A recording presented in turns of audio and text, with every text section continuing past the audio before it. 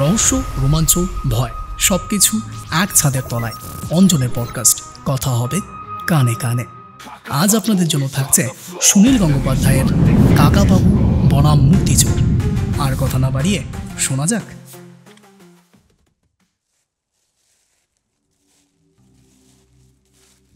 জঙ্গলের মধ্য দিয়ে সরু একটা রাস্তা, দুপাশের গাছের ডালপালা ঝুঁকে ঝুঁকে আছে।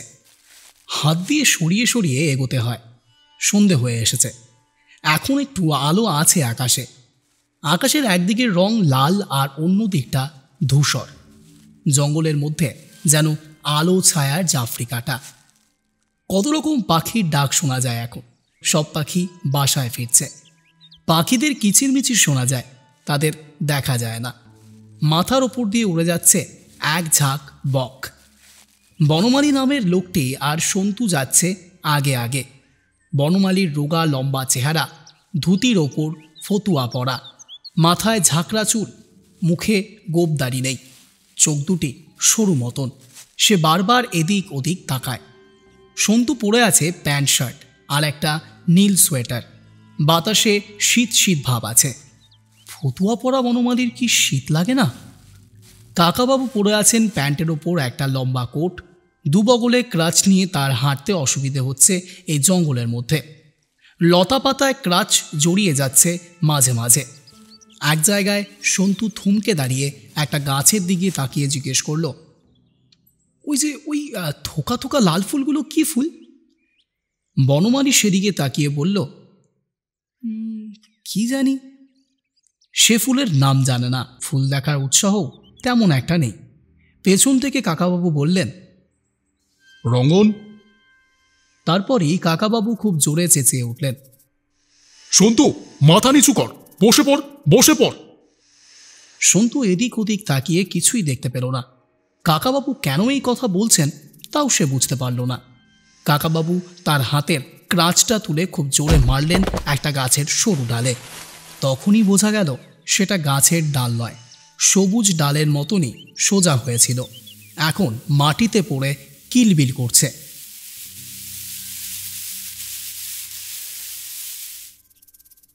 সন্তু এবার ভয় পেয়ে এক লাফে সরে গিয়ে বলল, উরি বাপরে, এ তো সাপ, ঠিক আমার মাথার উপরে ছিল। বনমালী চোখ বড় বড় করে বলল, লাউডুকা সাপ, কামড়ালে আর রক্ষে ছিল না, নির্ঘাত মৃত্যু। কাকাবাবু কিন্তু সাপটাকে আর মারলেন না। ক্রাচটা দিয়ে ঠেলে সরিয়ে দিলেন এক পাশে। আপন মনে বললেন, শীত শেষ হয়নি, এর মধ্যে সব বেরিয়ে পড়েছে, খিদের জ্বালায় আর থাকতে পারেনি। তারপর বনমালীর দিকে তাকিয়ে বললেন, এই, লাউডোগা সাপের বিষ হয় না, কামড়ালে মানুষ মরবে কেন? অবশ্য অনেকে ভয়েই মারা যায়। সন্তু জিজ্ঞেস করল, সাপ কামড়ালে মানুষ মরে না? কাকাবাবু বললেন, সব সাপের কি আর বিষ থাকে? বেশিরভাগ সাপের বিষ থাকে না, কিন্তু ভয় পেতে নেই। ভয় না পেলে খুব বিষাক্ত সাপ কামড়ালেও চিকিৎসা করে বাঁচা যায়। ওহে বনমালী, আর কত দূর? বনমালী বলল, এই তো আর একটুখানি মোটে। কাকাবাবু বললেন, তখন থেকেই তো একটুখানি একটুখানি বলছো, ভালো জিনিস পাওয়া যাবে তো? বনমালী জোর দিয়ে বলল, খুব ভালো ভালো জিনিস পাবেন স্যার। আমি কি আর শুধু শুধু আপনাদের এত দূর টেনে আনছি? তবে দাম কিন্তু একটু বেশি পড়বে। কাকাবাবু বললেন, যতই দাম পড়ুক তাতে কিছু আসে যায় না, কিন্তু জিনিস পছন্দ হওয়া চাই। পছন্দ না হলে তুমিও পয়সা পাবে না। আবার পথ চলা শুরু হলো। এবার ঝুপঝুপ করে নেমে এলো অন্ধকার। পাখিদের ডাক থেমে এসেছে। কাকাবাবু পকেট থেকে টর্চ বার করে সন্তুর হাতে দিলেন। সাপটা দেখার পর সেই যে সন্তুর বুক কেঁপে উঠেছিল, এখনও থামেনি।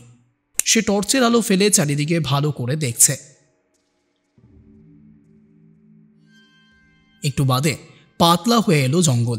খানিক দূরে দেখা গেল একটা আলো জ্বলছে মিটমিট করে। আর একটু কাছে এগোতে দেখা গেল ফাঁকা জায়গার মধ্যে রয়েছে একটা একতলা ছোট বাড়ি। বনমালী বলল, এই তো এসে গেছি। সন্তু বলল, এরকম জঙ্গলের মধ্যে শুধু একটা বাড়ি রয়েছে? আমার এরকম বাড়িতে খুব থাকতে ইচ্ছে করে। কাকাবাবু বললেন, বেশি দিন ভালো লাগবে না, বড় জোর 7 দিন, তারপরেই হাঁপিয়ে উঠবি। বন্ধুদের জন্য প্রাণ ছটফট করবে। বাড়িটার বাইরের দরজার পাশে জ্বলছে একটা হ্যারিকেন, আর ভেতরে একটা ঘরে রয়েছে আর একটা জোর আলো। অস্পষ্টভাবে দেখা গেল বাড়িটা আসলে একটা মন্দিরের আড়ালে। সে মন্দিরের চূড়ো অনেকখানি ভাঙা। বনমালী চেঁচিয়ে ডাকল, ভবেনদা, আরে ও ভবেনদা। একটা কুকুর ভেতর থেকে ডেকে উঠল ঘেউ ঘেউ করে খুব জোরে। দরজা খোলা। সেখানে এসে দাঁড়ালো একটা বড় কুকুর। ডাক শুনলেই হিংস্র মনে হয়। বনমালী ভয় পেয়ে পিছিয়ে এসে আবার চেঁচিয়ে বলল, ও ভবেনদা, এই কুকুর সামলাও, কুকুর সামলাও। এবারে ভেতর থেকে কেউ একজন হাঁক দিল। কে? বনমালী বলল, ভবেনদা, আমি বনমালী গো, মালদার বনমালী নস্কর, তোমার সঙ্গে কাজের কথা আছে। ভোলা, ভোলা। ভেতর থেকে কেউ একজন ভোলা ভোলা বলে দুবার ডাকতেই কুকুরটা থেমে গেল। তারপর বেরিয়ে এলো একজন লম্বা লোক, গেরুয়া রঙের লুঙ্গি পরা আর গায়ে একটা চাদর জড়ানো, হাতে একটা সিগারেট। সে প্রথমে সন্তু আর কাকাবাবুকে দেখতে পায়নি। বনমালীর দিকে তাকিয়ে বলল, কিরে, হঠাৎ এই সময় যে? আমার তো আজ এখানে থাকার কথা ছিল না। ভালো কিছু জিনিসের খবর এনেছিস? বনমালী আমতা আমতা করে বলল, এই একজন সাহেবকে এনেছি। ভবেন চমকে উঠে বলল, কে? কাকে এনেছিস? কাকাবাবু সামনে এগিয়ে এসে বললেন, নমস্কার, আমি সাহেব টাহেব নই, আমি একজন বাঙালি। আমার নাম রাজা রায়চৌধুরী, আর এই আমার ভাইপো সন্তু। আমি পাথরের মূর্তি জমাতে ভালোবাসি। নানা জায়গায় ঘুরে ঘুরে মূর্তি জোগাড় করি। শুনেছি আপনার কাছে কিছু মূর্তি পাওয়া যেতে পারে। ভবেন ভুরু কুচকিয়ে বলল, আমার কাছে? আমি মূর্তি কোথায় পাবো? কিরে বনমালী, তুই কি বলেছিস? বনমালী বলল, ইনি ভালো দাম দেবেন বলেছেন। কুকুরটা কাকাবাবুর কাছে এসে ঘুরে ঘুরে গো গো গর্জন করছে। কাকাবাবুর কাছে ক্রাচ থাকে বলে সব জায়গায় কুকুররা তাকে অপছন্দ করে। কাকাবাবু বললেন, বলছি ভবেনবাবু, আপনার কুকুরটিকে আগে একটু বাঁধুন, না হলে ভালো করে কথা বলা যাবে না। এত দূর থেকে এলাম, বাড়ির মধ্যে বসতে বলবেন না? ভবেন বলল, আর তো কোনো কথা নেই। আপনারা কেন এসেছেন জানি না, আমার কাছে মূর্তি টুর্তি নেই। সন্তু বলল, আমার খুব তেষ্টা পেয়েছে, এক গ্লাস জল পেতে পারি? ঠিক আছে, ভেতরে আসুন, আমি ভোলাকে সরাচ্ছি। আয় ভোলা, আয় আয় আয় আয়। ঘরের ভেতরটা বেশ ঝকঝকে পরিষ্কার। একটা খাট পাতা, বসবার জন্য রয়েছে কয়েকটি মোড়া। দেওয়ালে ঝুলছে একটি বাঘের ছাদ। ভবেন গেরুয়া পরে থাকলেও তার ভাবভঙ্গি মোটেই সাধুর মতো নয়। কুকুরটাকে অন্য জায়গায় বেঁধে এসে সে সন্তুকে এক গ্লাস জল এনে দিল। সন্তু চুমুক দিতে দিতে বলল, সেই সাপটাকে দেখার পর থেকেই আমার গলাটা শুকিয়েছিল। কাকাবাবু বলেন, আপনি তো বেশ নিরিবিলিতে থাকেন ভবেনবাবু। জঙ্গলের মধ্যে দিয়ে অনেকটা আসতে হয়, তা পায়ে হাঁটা ছাড়া এখানে আসার অন্য উপায় নেই, তাই না? ভবেন শুকনো গলায় বলল, আগে কাজের কথা হোক। দেখুন মশাই, আমি মূর্তি বিক্রি করি ঠিকই, কিন্তু আমার কাছে 200-500 টাকার কম দামি জিনিস পাবেন না। সবচেয়ে কম দামেরটা 10,000, আরও দামি আছে 50,000, 2 লাখ, 5 লাখ। যদি কম দামি জিনিসের খোঁজে এসে থাকেন তাহলে আমার সময় নষ্ট করে লাভ নেই। কাকাবাবু বলতেন, সে কি, জিনিস দেখবার আগেই দামের কথা? আমাদের দেখে বুঝি মনে হয় আমরা সস্তার খদ্দের? আমার একটা তেলের কল আছে, ভগবানের আশীর্বাদে টাকা পয়সার অভাব নেই। ভালো মূর্তি পেলে যত দাম লাগে দেব। ভবেন বলল, ক্যাশ টাকা আছে? আমি চেক টেক নেই না। কাকাবাবু কোটের পকেটে থাবড়া মেরে বললেন, আছে, টাকাও সঙ্গে আছে। আমিও নগদ কারবারে বিশ্বাস করি। সন্তু আবদারের সুরে বলল, আমার একটা সরস্বতীর মূর্তি চাই আর একটা গণেশ। ভবেন এ ঘর থেকে একটা হ্যাজাক বাতি নিয়ে বলল, আসুন আমার সঙ্গে। ঘরের পেছন দিকে একটা চাতাল, তার ওপাশে ভাঙা মন্দির। ওরা এলো সেই মন্দিরের মধ্যে। ছাদটা একেবারেই ভেঙে গেছে। সেখানে গজিয়েছে বট গাছের চারা। শিবলিঙ্গটি কিন্তু অক্ষতই রয়েছে। কিছু শুকনো ফুল বেলপাতাও ছড়ানো। মনে হয় মাঝে মাঝে এখনও পুজো হয়। ভবেন শিবলিঙ্গের সামনে হাঁটু গেড়ে বসে প্রথমে প্রণাম করল। তারপর সেই শিবলিঙ্গ ধরে খুব জোরে ঠেলা দিতে সেটা সরে গেল খানিকটা। সেখানে দেখা গেল একটা অন্ধকার গর্ত। সেই গর্তে হাত ঢুকিয়ে ভবেন একটা মূর্তি তুলে আনলো। কাকাবাবু সেটা হাতে নিয়ে ঘুরিয়ে ফিরিয়ে দেখতে লাগলেন। প্রায় 1 হাত লম্বা একটা বিষ্ণু মূর্তি, কালো পাথরের তৈরি।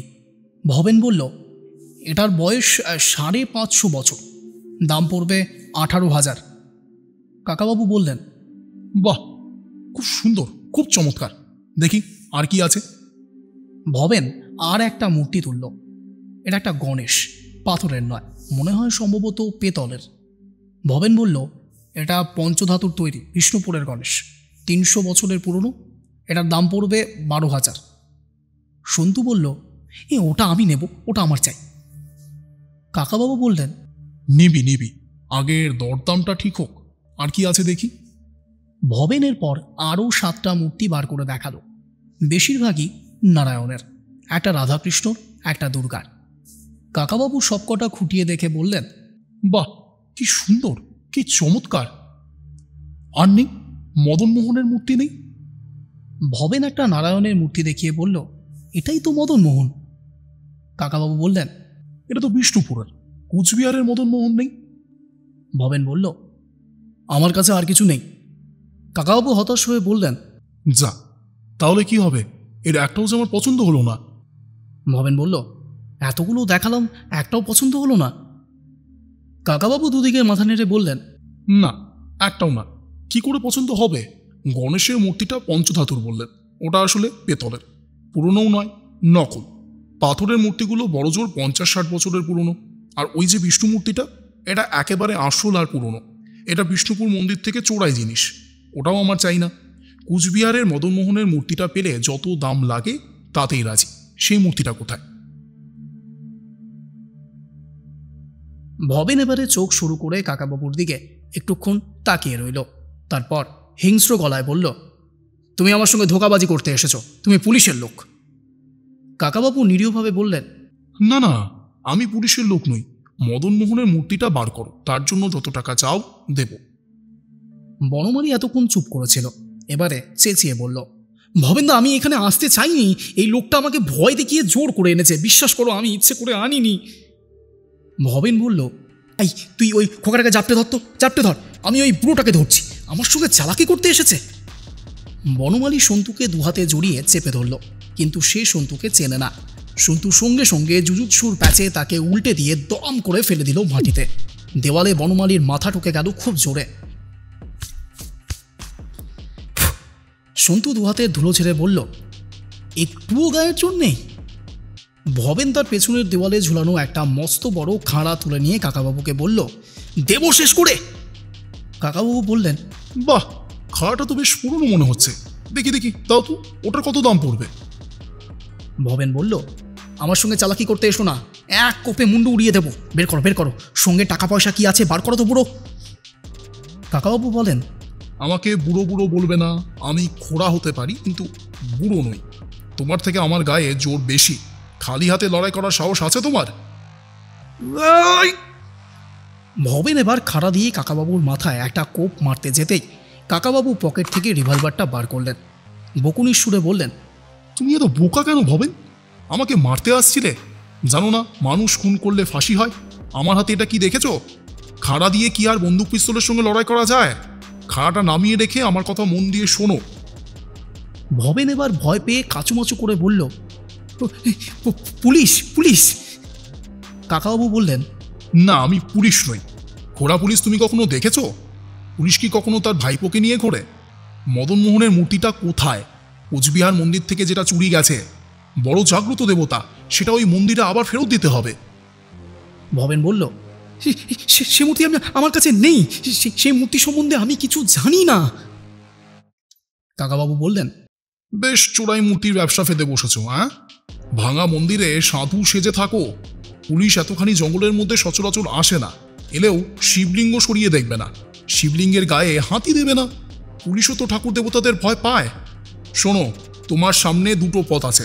হয় তোমাকে আমি এখনই পুলিশের কাছে নিয়ে গিয়ে ধরিয়ে দেব, তুমি চোরাই মাল রাখো আর আমাকে খুন করতে চেয়েছিলে, দুটোই বড় অপরাধ।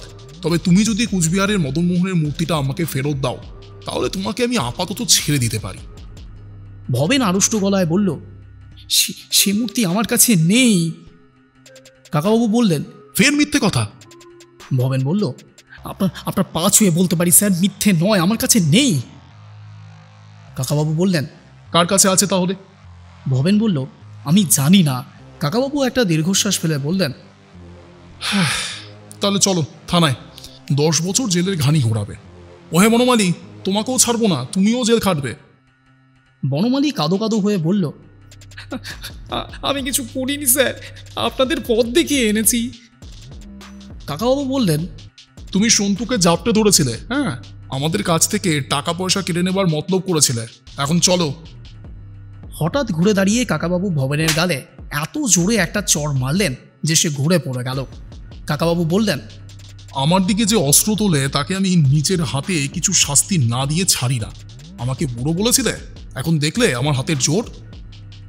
ভবেন গোল গোল চোখে একটুক্ষণ তাকিয়ে রইল কাকাবাবুর দিকে। সে এত অবাক হয়ে গেছে যে কথাই বলতে পারছে না।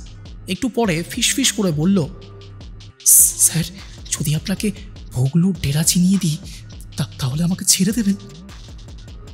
বনমালী ভয় পেয়ে বলে উঠল, ওরে সর্বনাশ! আচ্ছা, এই ভোগলুই বুঝি মদন মোহনের মূর্তি চুরি করেছে? ভবেন বলল, সে চুরি করেনি। ভালো ভালো মূর্তি ভোগলুর কাছে জমা হয়, সেগুলি সে চোরা পথে বিলেতে পাঠায়।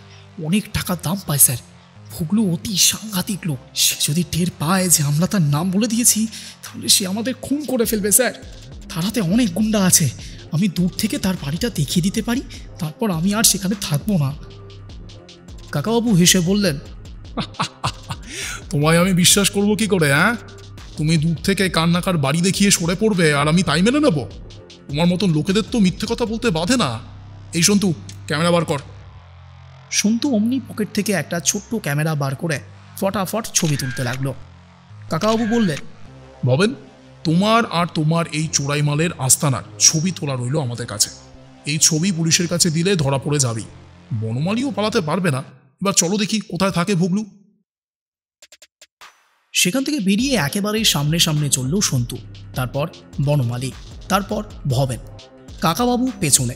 তিনি রিভলভারটা রেখে দিলেন পকেটে। শুধু একবার বললেন, ভবেন, মাঝপথে পালাবার চেষ্টা করলে কিন্তু তোমার একটা পা জন্মের মতন খোঁড়া হয়ে যাবে। হ্যাঁ, তখন আমায় দোষ দিও না। আমার হাতের টিপ খুব ভালো। এক একটা গুলিতে তোমার এক একটা পা খোঁড়া হবে। জঙ্গলের বাইরে রয়েছে একটা জিপ গাড়ি। ড্রাইভার ঘুমিয়ে পড়েছিল। সবাই সেই জিপ গাড়িতেই উঠল। সন্তু আর বনমালী পেছনে, ভবেন আর কাকাবাবু সামনের ড্রাইভারের পাশে। ভবেনের নির্দেশে গাড়িটা ছুটে চলল।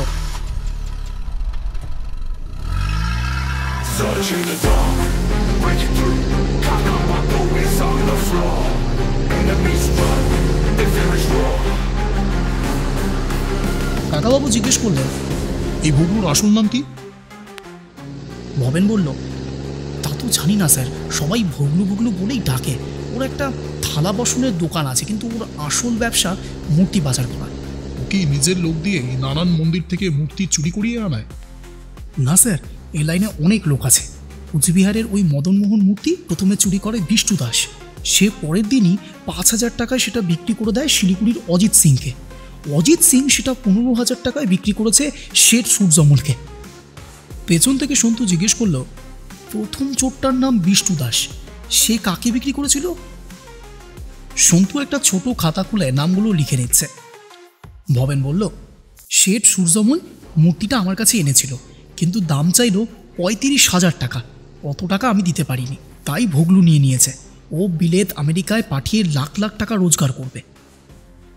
কাকাবাবু বললেন, একেই বলে চোরে চোরে মাস্তুতো ভাই। তোমরা সবাই সবাইকে চেনো। প্রায় 1 ঘন্টা গাড়িটা চলার পর সে থামল শ্রীপুর নামে একটা ছোট্ট শহরে। রেল স্টেশনের পাশেই বাজার আর কিছু দোকানপাট ছাড়া সেখানে আর কিছুই নেই। বেশ রাত হয়ে গেছে, তবু কয়েকটা দোকান খোলা আছে। একটা থালা বাসনের দোকানের পাশ দিয়ে যখন জিপ গাড়িটা আস্তে আস্তে যাচ্ছে তখন ভবেন বলল, ওই দেখুন স্যার, ওই দেখুন, কাউন্টারে ভোগলু বসে আছে, খুব বড় গোপ, ওইছে। ভোগলুর চেহারাটা দেখবার মতন। মাথায় একটাও চুল নেই, চকচকে টাক, কিন্তু নাকের নিচে শেয়ালের লেজের মতন মোটা গোফ। মুখখানা গোল, বেশ হৃষ্টপুষ্ট চেহারা। দোকানে আরও 3-4 জন লোক রয়েছে। মনে হয় তারা খদ্দের নয়, ভোগলুরই দলের লোক।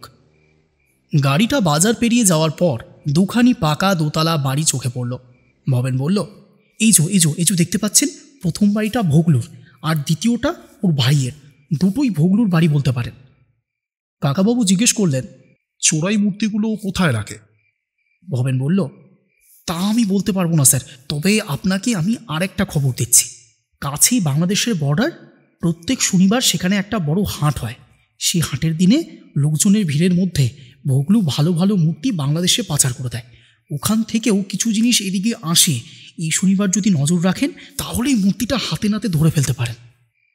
কাকাবাবু বললেন, মূর্তিটা এর মধ্যেই যদি পাচার করে দিয়ে থাকে? ভবেন বলল, না না, দেয়নি। আমাদের কানে তো সব খবর আসে। আরও বেশি দাম বাড়াবার জন্য ভোগলু এখন সেটা আটকে রেখেছে। কাকাবাবু বললেন, ঠিক আছে, দেখা যাক। এখানে কোনো হোটেল আছে? রাতটা কাটাতে হবে তো। ভবেন বলল, একটা ছোট হোটেল আছে, কিন্তু সেখানে কি আপনারা থাকতে পারবেন? হাট বাজারের লোকেরা এসে থাকে কিন্তু। কাকাবাবু বললেন, খুব থাকতে পারবো, একটা ঘর পেলেই হলো। ভবেন এবার হাত জোর করে বলল, আপনার কাছে দয়া চাইছি স্যার, এবার আমাকে ছেড়ে দিন। ভোগলুর লোকজন আমাকে চিনতে পারবে, এখানে দেখলেই সন্দেহ করবে। যখন তখন খুন করতে ওদের আটকায় না স্যার। বনমালী কাকুতি মিনতি করে বললে, আমাকেও মুক্তি দিন স্যার, নইলে ভোগলু মেরে ফেলবে। কাকাবাবু বললেন, ঠিক আছে, ছেড়ে দিতে পারি, কিন্তু তোমাদেরও এই চোরাই মূর্তির কারবার ছাড়তে হবে। 3 মাস পরে এসে আমি আবার খোঁজ নেব। তখনও যদি দেখি তোমরা একই রকম চালিয়ে যাচ্ছ, তাহলে তোমাদের ছবি দিয়ে দেবো পুলিশকে। এখন যাও, ভাগো। ভবেন আর বনমালী লাফিয়ে জিপ থেকে নেমে দৌড়ে মিলিয়ে গেল অন্ধকারে।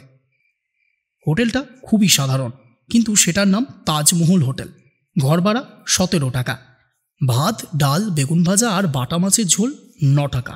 সেই খাবারই খেতে বসে কাকাবাবু ম্যানেজারের সঙ্গে ভাব জমালেন। তিনি বললেন যে সরকারি চাকরি থেকে রিটায়ার করে তিনি নিরিবিলিতে থাকতে চান। এই শ্রীপুরে তিনি জমি খুঁজতে এসেছেন। পছন্দ হলে এখানেই বাড়ি বানিয়ে এসে থাকবেন। রাত্রে আর কিছুই করার নেই, তাই দোতলায় ঘরটিতে এসে ওরা দরজা বন্ধ করে শুয়ে পড়ল। সন্তু বলল, কাকাবাবু, এখানকার থানায় তো কোনো খবর দেওয়া হলো না। ভোগলুর তো অনেক লোকজন, পুলিশের সাহায্য নিতে হবে নিশ্চয়ই। এখনই থানায় টানায় যাব না, কেন জানিস? থানাতেও নিশ্চয়ই ভোগলুর লোক আছে। ছোট জায়গায় সব জানাজানি হয়ে যায়। আমরা থানায় গেলেই লোকে আমাদের সন্দেহ করবে। ভোগলু খবর পেয়ে সাবধান হয়ে যাবে। আগে দেখা যাক না আমরা নিজেরা কি করতে পারি। কাকাবাবু, আরেকটা কথা জিজ্ঞেস করব। কথাটা কাল থেকেই আমার মনের মধ্যে খচখচ করছে। কি কথা? বলে ফেল। ছোটবেলায় একবার মামার বাড়িতে গিয়েছিলাম। সেখানে শিব ঠাকুরের একটা মন্দির ছিল। একদিন মন্দিরের মধ্যে প্রসাদ নিতে গেছি। পুরুতমশাই বললেন, এই দেখো যেন মূর্তি ছুঁয়ে দিও না, ঠাকুরের মূর্তি ছুঁলে পাপ হয়। কাকাবাবু বললেন, সে কথাই তো সবাই বলে। সন্তু জিজ্ঞেস করলো, তাহলে এই যে লোকগুলো মূর্তি চুরি করছে, ওরাও তো ছুটছে, ওদের পাপ হচ্ছে না? কাকাবাবু হেসে বললেন, পাপ হওয়া তো মনের ব্যাপার রে পাগল। এইসব চোর ডাকাতগুলোর কি আর সেরকম মন আছে? ওরা পাপ পুণ্য মানে না। চুরি করা, মানুষ খুন করাও তো মহাপাপ। চোর ডাকাতরা সে কথাও ভাবে না। সন্তু বলল, আরেকটা কথা, অনেক ঠাকুরই তো শুনেছি খুব জাগ্রত। এই যে চোর ডাকাতরা ঠাকুরের মূর্তি চুরি করছে, যেখানে সেখানে ফেলে রাখছে, জাগ্রত ঠাকুর নিজেকে রক্ষা করতে পারেন না? ঠাকুর নিজেই চোরেদের শাস্তি দিতে পারেন না? আরে পাগল, এটাও মনের ব্যাপার, বিশ্বাসের ব্যাপার। এসব পাথরের বা কাঠের বা মাটির মূর্তি তো শিল্পীরা বানায়। যেমন সুন্দর সুন্দর পুতুল হয়, তারপর মন্দিরে প্রতিষ্ঠা করবার পর আমরা সেগুলোকে ঠাকুর মনে করি। শিব, বিষ্ণু, দুর্গা, গণেশ, এদের সকলেরই গল্প আমরা জানি। তাই মূর্তিগুলো দেখলেই আমাদের সেসব মনে পড়ে। কিন্তু যারা ওসব কাহিনী জানে না, যেমন ধর কোনো বিদেশি এসে যদি এইরকম মূর্তি দেখে, তার কাছে পুতুলই মনে হবে। আর আমাদের মধ্যেও যারা পুজো করে, তারা কেউ শুধু নিয়ম রক্ষার জন্য মাথা ঠোকে, প্রণাম করে যায়। কেউ বেশি ভক্তি নিয়ে পুজো করে, কেউ ভয়ে ভয়ে পুজো করে। যার যেমন বিশ্বাস, বুঝলি? যার বেশি বিশ্বাস, সে মনে করে এই দেবতার মূর্তি মানুষের উপকার করতে পারে, অসুখ সারিয়ে দিতে পারে। ঠাকুরের পুজো ঠিক মতন না করলে মহা বিপদ হতে পারে। সবই বিশ্বাসের ব্যাপার। আসলে কিন্তু মানুষের উপকার করা কিংবা ক্ষতি করার কোনো ক্ষমতায় কোনো মূর্তির থাকে না, বুঝলি? নিজেকেই বাঁচাতে পারে না, চোর ডাকাতদের ভক্তিও নেই, বিশ্বাসও নেই, তাই মূর্তিগুলোকে মনে করে পুতুল। সন্তু বলল, শুনেছি অনেক চোর ডাকাতও পুজো করে। কাকাবাবু বললেন, সেটাও একটা মজার ব্যাপার, বুঝলি? আগেকার ডাকাতরা কালী পুজো করে তবে বেরোতো। ডাকাতি করতে গিয়ে মানুষ খুন করতো। যারা মানুষ মারে, অন্যের সম্পত্তি ছিনিয়ে নেয়, কোনো দেবতা কি তাদের সমর্থন করতে পারেন? আজকালও দেখবি যারা খাদ্যে ভেজাল দেয়, এই যা জোট চুরি করে, গরিবদের ঠকায়, তারাই আবার বড় বড় মন্দির বানায়, ঢাকঢোল বাজিয়ে পুজো দেয়। এসবই মিথ্যে। মানুষকে ভালোবাসাই সবচেয়ে বড় পুণ্যের কাজ। পরদিন সকালে উঠে কাকাবাবু আর সন্তু হোটেলের একটা বাচ্চা ছেলেকে নিয়ে বেরোলো। ছেলেটির নাম পরাণ।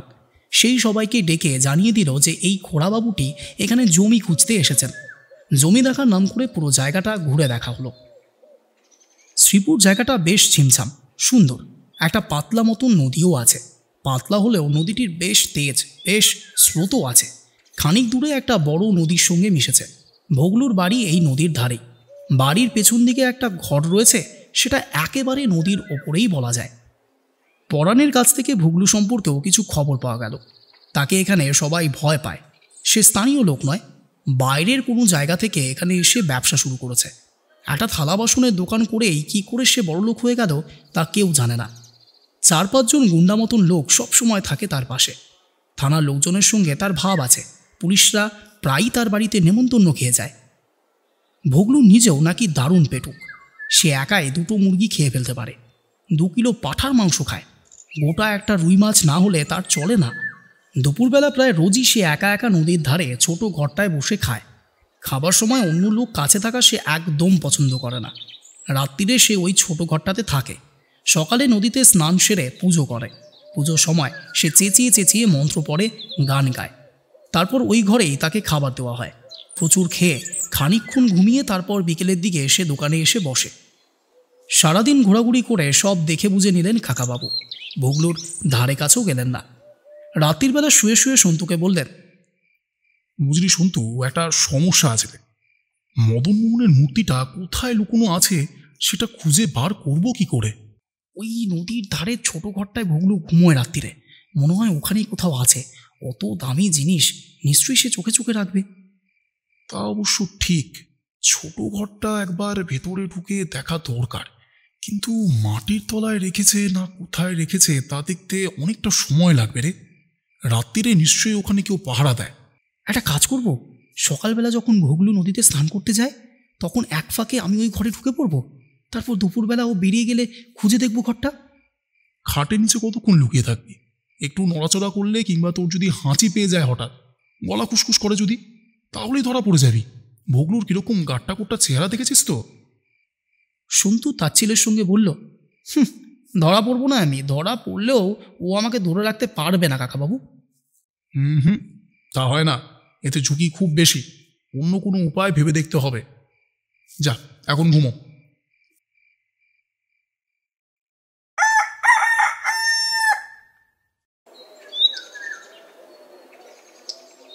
ভোরবেলা কিসের যেন শব্দে কাকাবাবুর ঘুম ভেঙে গেল। তিনি চোখ মেলে দেখলেন সন্তু জামা প্যান্ট পরে বাইরে বেরোবার জন্য তৈরি হয়ে গেছে প্রায়। কাকাবাবু জিজ্ঞেস করলেন, কি সন্তু, কোথায় যাচ্ছিস? সন্তু বলল, তুমি কিছু চিন্তা করো না কাকাবাবু, আমি ভোগলুর ওপর নজর রাখতে যাচ্ছি। নদীর ধারে বসে থাকবো। তুই তো শুধু বসে থাকার ছেলে না, তুই ঠিক ভোগলুর ঘরে ঢোকার চেষ্টা করবি। ভোগলু দুপুরের আগে ও ঘর থেকে বেরোয় না, পুজো করে অনেকক্ষণ ধরে খাবার খায়। তুই এত সকাল সকাল গিয়ে কোথায় বসে থাকবি? আমার আর শুয়ে থাকতে একদম ইচ্ছে করছে না, বিশ্বাস করো। আমি কাল একবার ও ঘরের জানলা দিয়ে উঁকি মেরে দেখেছি। পাশে একটা ভাড়ার মতন ছোট্ট ঘর আছে। যদি ভেতরে ঢুকতে পারি তাহলে ওই ঘরটাতে থাকবার চেষ্টা করব। ভোগলু বেরিয়ে যাবার পর খোঁজাখুঁজিও শুরু করব। তখন নিশ্চয়ই বাইরে পাহারা থাকবে। ঠিক আছে, তুই যখন জেদ ধরেছিস, আমার রিভলভারটা নিয়ে যা।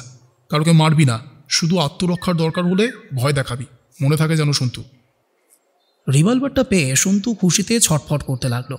কাকাবাবু সহজে সন্তুকে রিভলভারে হাত দিতে দেন না। সে বলল, তুমি চিন্তা করো না, আমি বিকেলের মধ্যেই ফিরে আসছি। তুমি ঠিক খবর পেয়ে যাবে। শোন, তুই মদন মোহনের মূর্তিটার সন্ধান পেয়ে গেলেও নিয়ে আসার চেষ্টা করিস না। চোরের ওপর বাটপাড়ি করা ঠিক নয়। ভোগলুকে হাতে নাতে ধরতে হবে। সন্তু প্রায় ছুটে বেরিয়ে চলে গেল। কাকাবাবু বিছানায় শুয়েই রইলেন। খানিক পরে একজন চা নিয়ে এলো। কাকাবাবু চা খেতে খেতে একটা বই পড়তে লাগলেন। বেলা গড়িয়ে গেল। 11টা বেজে যাওয়ার পর আর ঘরের মধ্যে থাকতে তার ইচ্ছে হলো না। বেরিয়ে এলেন হোটেল থেকে। প্রথমে ভাবলেন জিপ গাড়িটা নিয়েই বেরোবেন, তারপর ঠিক করলেন হেঁটেই যাবেন। আকাশ মেঘলা, আজ রোদ নেই, গরম নেই, হাঁটতে ভালোই লাগবে। একটা চিঠি লিখে গাড়ির ড্রাইভারকে পাঠিয়ে দিলেন থানায়। তিনি যে এখানে এসেছেন তা পুলিশকে জানিয়ে রাখা দরকার। কী জন্য এসেছেন তা জানাবার দরকার নেই। হাঁটতে হাঁটতে তিনি চলে এলেন নদীর ধারে। এইটুকু নদী, কিন্তু হেঁটে পার হওয়া যায় না। এক জায়গায় খেয়াপারের ব্যবস্থা আছে, অবশ্য এখন লোকজন বিশেষ নেই। ভোগলুর বাড়ির পেছনে বাগান, তারপর একেবারে শেষের দিকে নদীর ধার ঘেঁষে একখানা ঘর। ঠিক ঘর নয়, সেটা একটা ছোট বাড়ির মতন। ঘরের সঙ্গে বাথরুম আর একটা ছোট ঘর, বারান্দাও রয়েছে। সন্তুকে কোথাও দেখা যাচ্ছে না। সেই ভোর থেকে সে কোথায় রয়েছে? ভোগলুর ঘরের মধ্যে ঢুকে পড়েছে নাকি? কাছাকাছি গিয়ে শুনলেন একজন লোক চেঁচিয়ে চেঁচিয়ে কি যেন বলছে, একঘেয়ে সুর। এই কি ভোগলুর পুজো নাকি? কোন দেবতা পুজো করে ভোগলু? এরা বিচিত্র লোক। রোজ সকালে ভক্তি ভরে পুজো করে নানান ঠাকুর দেবতার মূর্তির ব্যবসা করে।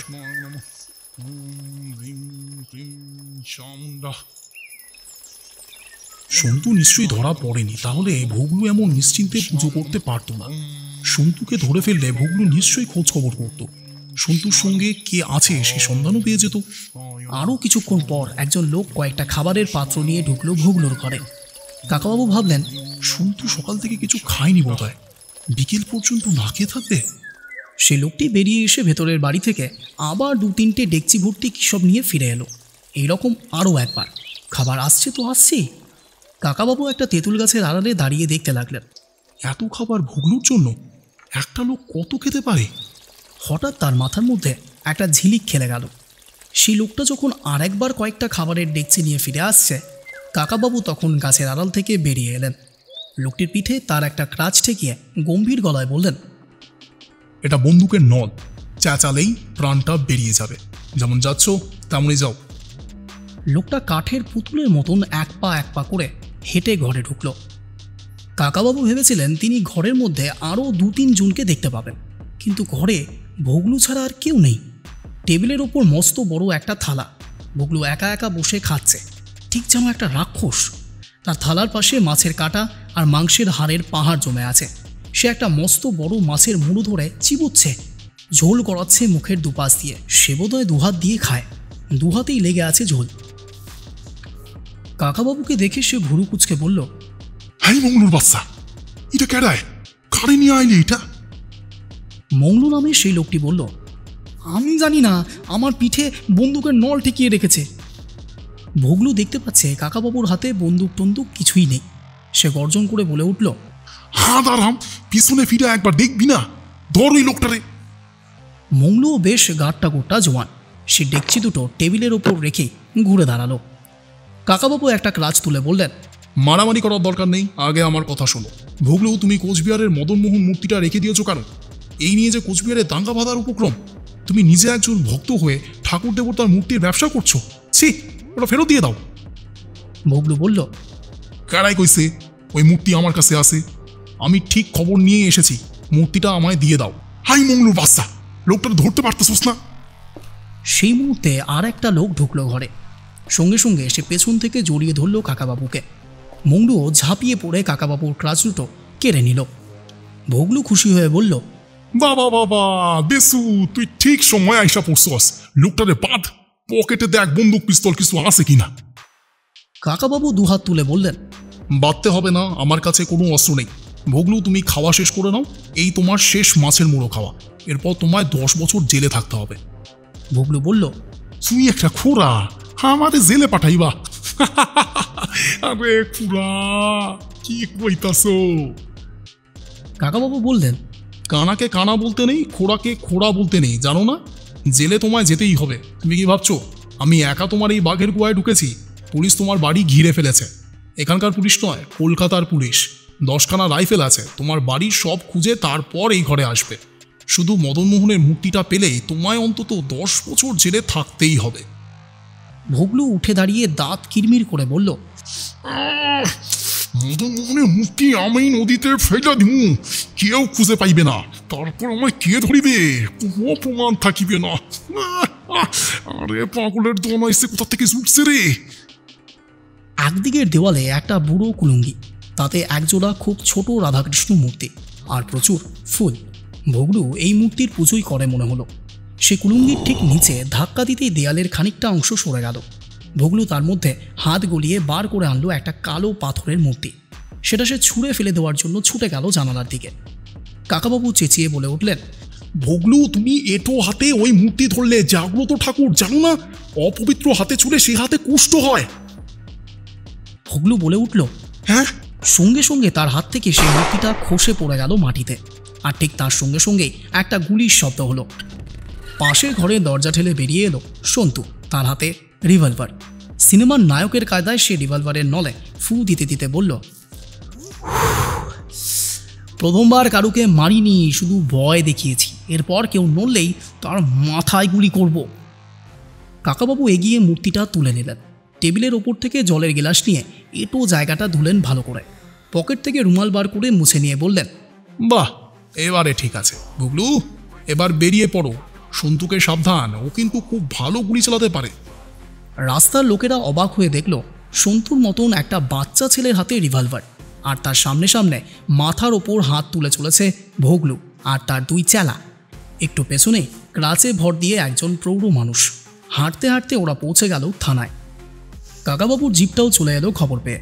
খানিক বাদে থানা থেকে বেরিয়ে সেই জিপে উঠতে উঠতে কাকাবাবু বললেন, যখন দেখলাম অত খাবার যাচ্ছে ভুগলুর ঘরে, তখন মনে হলো নিশ্চয়ই ওখানে আরও 2-3 জন লোক আছে। অত খাবার কি নইলে একজন মানুষ খেতে পারে? তাহলে তুই নিশ্চয়ই ধরা পড়ে গেছিস। তোকে আটকে রেখে ভুগলু তার সঙ্গীদের নিয়ে কিছু পরামর্শ করছে খেতে খেতে। সন্তু বলল, আমি তো ভোর থেকে ওর পাশে ছোট ঘরটায় ঢুকে বসে আছি। ভগলু টেরও পায়নি, কিন্তু মূর্তিটা কোথায় রেখেছে বুঝতে পারিনি। অন্য একটা মূর্তির পুজো করছিল। কাকাবাবু বললেন, পুলিশের কথা বলতেই কাজ হলো বুঝলি, কিন্তু মূর্তিটা জলে ফেলে দিলে মুশকিল হতো। তবে হাতে কুষ্ঠ হবে বলা মাত্র কিরকম ভয় পেয়ে গেল দেখলি। এরা ঠাকুরের মূর্তি ভয় পায়, আবার বিক্রিও করে। কাকাবাবু হাসতে হাসতে বললেন, সেই তো, কি বিচিত্র মানুষেরা সব। ঠাকুর দেবতায় বিশ্বাস আছে, আবার টাকার লোভে সেই বিশ্বাসও চাপা পড়ে যায়। সত্যি কাকাবাবু, সত্যি। দুজনেই হাসতে লাগলো প্রাণ ভরে।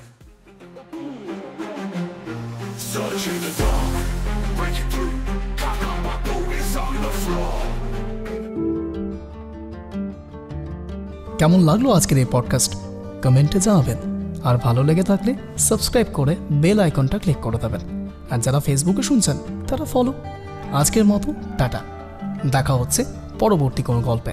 ততক্ষণ শুনতে থাকুন, শোনাতে থাকুন রহস্য, রোমাঞ্চ, ভয় সব কিছু এক ছাদের তলায়।